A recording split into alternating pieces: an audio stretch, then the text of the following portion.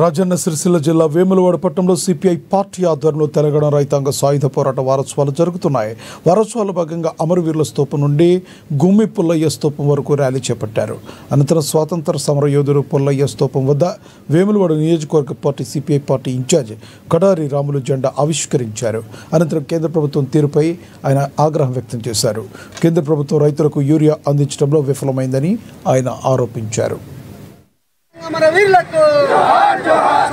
సిరిసిల్ల జిల్లా దేశవ్యాప్తంగా ఇవాళ చూస్తే రాష్ట్ర వ్యాప్తంగా జరుగుతున్నటువంటి సాయుధ పోరాట వారోత్సవాల్లో భాగంగా ఈ రోజు బ్రిడ్జి నుండి గుమ్మి పుల్లయ్య గారి స్తూపం వరకు ర్యాలీ కార్యక్రమం తీసుకొని జెండా ఆవిష్కరించుకొని ఆయన ఒక స్తూపాన్ని ఇలా నివాళులర్పించుకోవడం జరిగింది. ప్రధానంగా చూస్తే దేశంలో అప్పుడున్నటువంటి ఈ యొక్క నైజాం సర్కార్ను తరిమి కొట్టే విషయంలో కీలక పాత్ర వహించినటువంటి భారత కమ్యూనిస్టు పార్టీ యోధులు కామ్రేడ్ సింగిరెడ్డి భూపతి రెడ్డి, నారాయణ రెడ్డి, అలవేలు ప్రభాకర్, బద్దా మెల్లారెడ్డి, ఆ ఒక పాత్రలో కూడా ఇవాళ గడ్డం తిరుపతి రెడ్డి, ఆ ఒక పాత్రలో కూడా గుమ్మి పుల్లయ్య గారు ఉన్నాము అని చెప్పి మాతో చెప్పేది మా గురువు గారు. ప్రధానంగా చూస్తే ఈ యొక్క కుటుంబాలు బలహీనత పడి చైతన్యవంతులు కావాలని ఎర్ర జెండా స్ఫూర్తితో ఎన్నో పోరాటాలకు నాంది పలికినటువంటి వ్యక్తి కామ్రేడ్ గుమ్మి పుల్లయ్య గారు.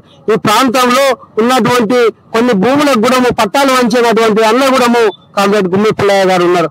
అప్పుడు సిపిఐ ఎమ్మెల్యేగా సిహెచ్ రాజేశ్వరరావు ఉన్నప్పుడు పంచినటువంటి స్థలాలను ఎమ్లవాడ లాంటి ప్రాంతంలో ఇలా పూర్తి స్థాయిలో కబ్జాలకు గురయ్యాయని గతంలో కూడా మేము చెప్పడం జరిగింది.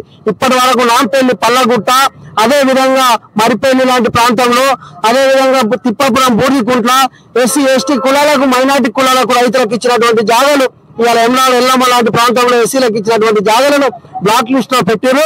ఆ రైతులకు పూర్తి స్థాయిలో బ్లాక్ లిస్ట్ తీసి రద్దు చేసినటువంటి పట్టాలు అందియాలని కూడా గతంలో ఎన్నో సార్లు చేసినప్పటికీ ఇప్పటి వరకు అధికారులు ఎలాంటి ఆలోచన చేయకుండా వివరిస్తా ఉన్నారని సందర్భంగా తెలియజేస్తా ఉన్నారు.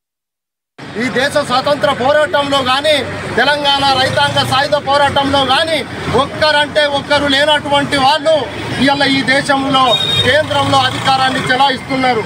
హిందూ మతోన్మాదులు ఈ దేశంలో ఉన్నటువంటి మతాలని, కులాన్ని రెచ్చగొడుతూ పబ్బం గడుపుకుంటున్నటువంటి హిందూ మతోన్మాదులు ఇవాళ తెలంగాణ